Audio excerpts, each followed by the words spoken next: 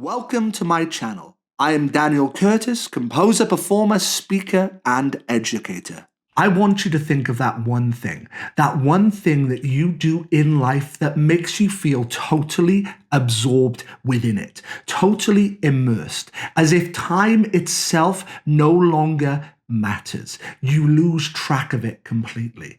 You may have heard the words, "You're in the zone." They're in their element. Perhaps you've used them or someone has said that about you. That state of mind was identified and called flow by Mihaly Csikszentmihalyi. I apologize for my Hungarian. Hopefully that wasn't too bad. But this is where we do our best thinking. And I'm going to explain to you a couple of ways how this helps creativity, but how in school we almost do everything possible to take children out of flow once they enter it.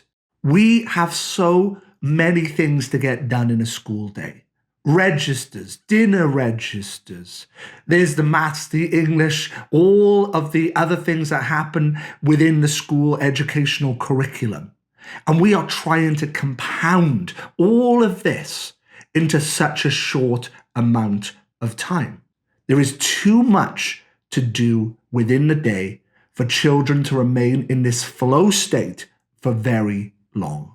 In a comprehensive school, you're going to have 5 lessons. 5 lessons in one day, all crammed together. By the time children get to the next lesson, they walk from where they are across the school, get there, get settled, get their books out. You've lost 10 minutes of that already. By the time people start packing away and tidying up, 15 minutes of an hour lesson gone. Absolutely done with. Useless, wasted time. Research tells us it takes between 10 and 15 minutes to enter the flow state. I am a big advocate for having tasks already set up. So when a child enters the room, they go straight to work.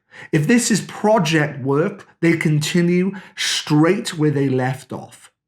The kit that they need to do that work is there in front of them. There is no getting their work, finding some paper. The tools are there for them to do the task, and they know exactly what they have to do. I cannot tell you how many times a child has said to me, "Can I please finish this?" They are actually working on something. They are focused. And I have to tell them, "No, I'm sorry, it's the end of the lesson. Maybe we can return to this later or tomorrow." The chances are that lesson has moved on, it's gone. There may not be enough time to ever look at that again.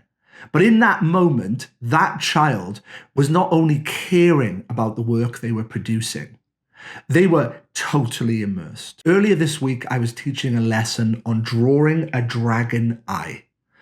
Not only did they have to draw the eye, but they had to add a lot of extra detail and label it. What tends to happen in a lesson like this is those who are not interested at all will come back to you after about 10 minutes. They've done something really, really loose in structure. They've rushed it. There's very little detail on it at all. And they can be quite used to being given free time. They've completed a job. Okay, now go and have free time. This was a 2-hour lesson, and I was fascinated in what would happen. So I sent them back and said, "No, you've got 1 hour and 45 now. You are going to go and add extra detail. You are going to do this task for the full 2 hours. And that look on their face, first of all, of horror. Okay, what on earth am I going to do? But then after a little while, I would walk past them and they were there really going for it, really trying very hard to add that extra detail. Can you teach creativity? What you can most definitely do is allow the environment to facilitate creativity.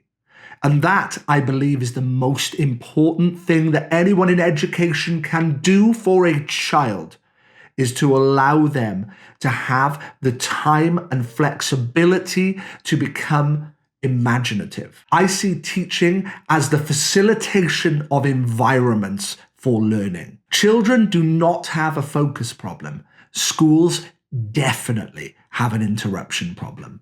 And the beautiful thing is, we can change that tomorrow. Take care.